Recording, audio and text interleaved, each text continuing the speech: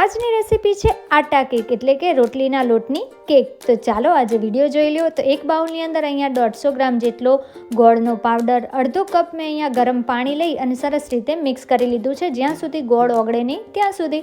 હવે ઉપરથી 3 table spoon અહીંયા રિફાઇન્ડ ઓઇલ લીધું છે એટલે કે તેલ લઈ લીધું છે, એને પણ સરસ રીતે મિક્સ કરી એમાં આપણે વેનીલા એસેન્સ એડ કરી અને મિક્સ કરી લેવાનું છે। હવે ડ્રાય ઇન્ગ્રીડિયન્ટ્સ લઈ લઈએ। તો 1 કપ જેટલો ઘઉંનો લોટ, અડધી ચમચીથી થોડો વધારે બેકિંગ સોડા અને 1 ચમચી જેટલો બેકિંગ પાવડર અને 2 ટેબલ સ્પૂન જેટલો અહીંયા મેં કોકો પાવડર એડ કરી લીધો છે અને એને આ રીતે આપણે મિક્સ કરી લેવાનો છે। હવે ઉપરથી અહીંયા મેં 3 થી 4 ચમચી જેટલું દૂધ એડ કરી અને એને આપણે ફોલ્ડ એન્ડ કટની મદદથી બેટર છે એને મિક્સ કરી લેવાનું છે। હવે આપણું બેટર છે કેકનું એકદમ રેડી છે।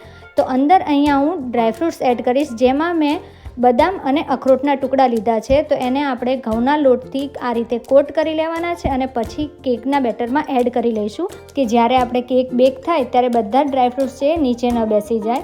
તો આપણા ડ્રાયફ્રૂટ્સ છે મિક્સ થઈ ગયા છે। તો આપણું ગ્રીસ કરેલા ટીનની અંદર બેટરને એડ કરી અને આ રીતે ટેપ કરી લઈશું। હવે ઉપરથી અહીંયા મેં ડ્રાયફ્રૂટ્સમાં બદામ અને અખરોટ એડ કરી છે અને પ્રી હીટેડ અવનની અંદર 35 થી 40 મિનિટ માટે એને આપણે 180 ડિગ્રી ઉપર બેક કરી લેવાનો છે।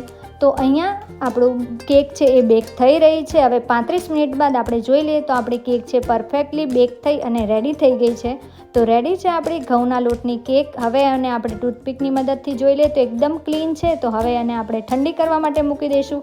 હવે કેક ઠંડી થઈ જાય ત્યારબાદ આ રીતે આપણે ચાકુની મદદથી સાઈડ છોડાવી લઈશું એટલે કે સરસ રીતે આપણી કેક છે એ ડિમોલ્ડ થઈ જાય। તો જો પરફેક્ટલી આપણી કેક છે એ બની અને રેડી થઈ ગઈ છે। તો બટર પેપર હટાવી આપણે એને કોઈ પણ એક પ્લેટમાં લઈ લઈશું। તો રેડી છે આપણી આટા કેક એટલે કે ઘઉંના લોટની કેક। અને કટ કરીને પણ જુઓ તો એકદમ સ્પોન્જી અને વચ્ચેનું ટેક્સચર છે એ એકદમ પરફેક્ટલી આપણું કેકનું રેડી થઈ ગયું છે। તો કેવી લાગી તમને આજની આ હેલ્ધી કેકની રેસીપી? વિડીયો ગમે હોય તો લાઈક